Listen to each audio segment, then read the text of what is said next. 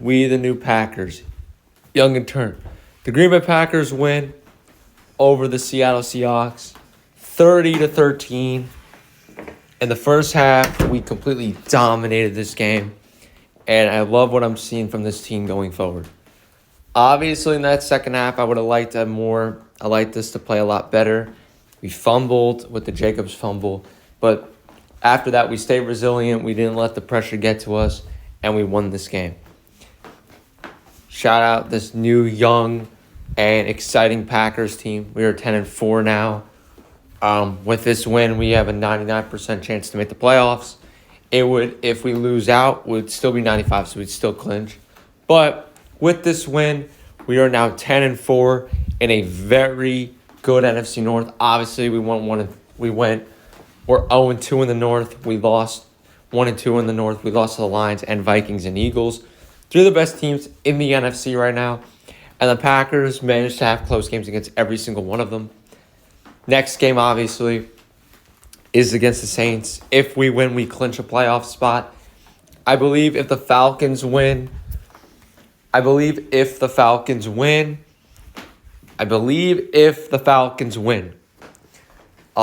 have a very good chance to make it, and nothing would matter. But let's go get that on Monday night. Let's take down the Saints, beat not with a very injured Saints team. Let's go out there, get a dub, make the playoffs, and go 11-4 in this division, and prove we is that team.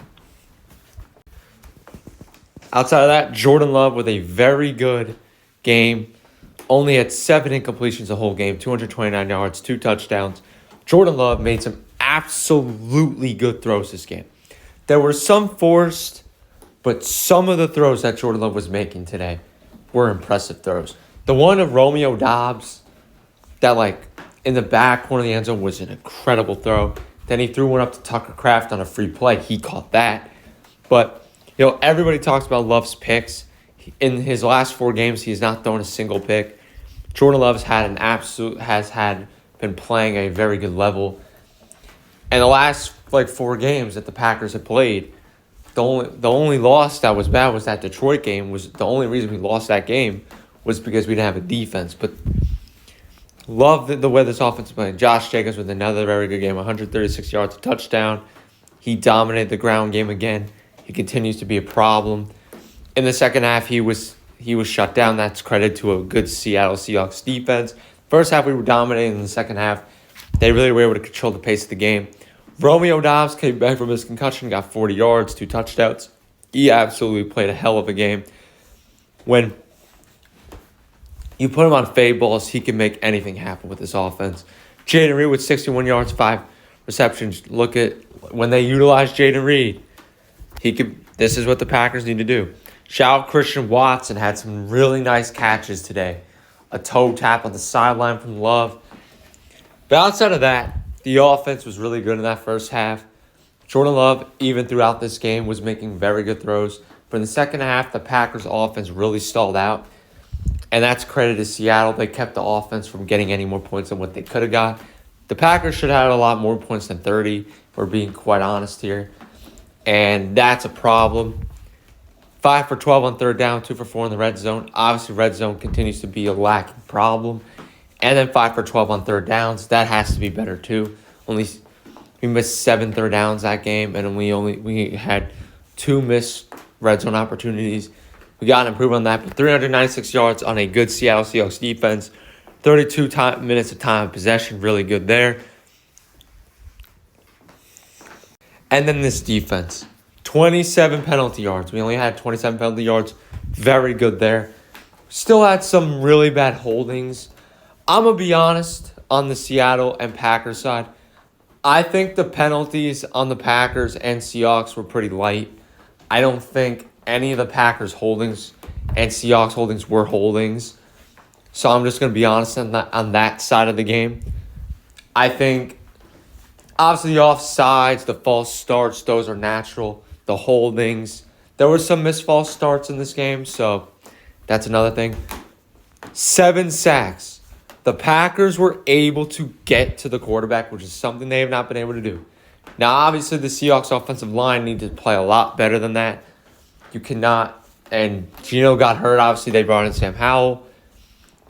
And they really didn't have really much of a chance in the second half. 7 sacks. The Packers got to the quarterback. And look what happens when you get to the quarterback. 10 tackles for loss, 12 QB hits, 6 passes defended, 2 picks this game, 1 from Edgerrin Cooper and 1 from Carrington Valentine. Edgerrin Cooper had a phenomenal game coming back from the hamstring injury. 4 solo tackles, 1 assist, 2 tackles for loss, an interception, 1 sack, 2 QB hits, 2 passes defended. Without Quay Walker in this game, the defense was able to make some impacts. Kingsley Egenbare, 5 solo tackles, 5 solo tackles, 3 tackles for loss, 2 sacks, 2 QB hits. He and Edgerrin Cooper were balling today. Carrington Valentine made some plays. Brenton Cox had some good plays. Rashawn Gary was playing well. All of a sudden, the pass rush is establishing. The defense is playing good. And the offense is able to make things happen when they need to. If we can continue to play at a high level, we could be dangerous going. Now the Seattle side of things, Geno Smith had 15 for 19, 149, and a pick. He didn't play the rest of the second half because of an injury, so that limited him. Sam Howell, 5 for 14, 24 yards, 7. He hadn't played in a year, so you can't really expect us to play good. He still has a lot of things he has to work on, but at the end of the day, he only played the full second half, so you can't really judge that. Shout out JSN, 83 yards, 10 receptions. As an Ohio State fan, I love JSN. I think he's an absolute beast. He's so tough to guard on the inside. Not a lot you could have did there. Charbonnet with 66 yards, making up for the loss of K9 with a touchdown. DK Metcalf, quite frankly, has to play better than that. You cannot have 20 yards on 3 receptions. Packers did a good job containing DK and Tyler Lockett this game, but JSN was the main problem. But what a dominant win for the Green Bay Packers all in all. Second half was very disappointing. Had that fumble, the only turnover of the game. And then just on the 4th down, running it up the gut out of shotgun. Terrible call there. Feel like the Packers were trying to just play around a little bit. Some things you got to clean up going forward. Obviously, better play calling, better execution late in the second half.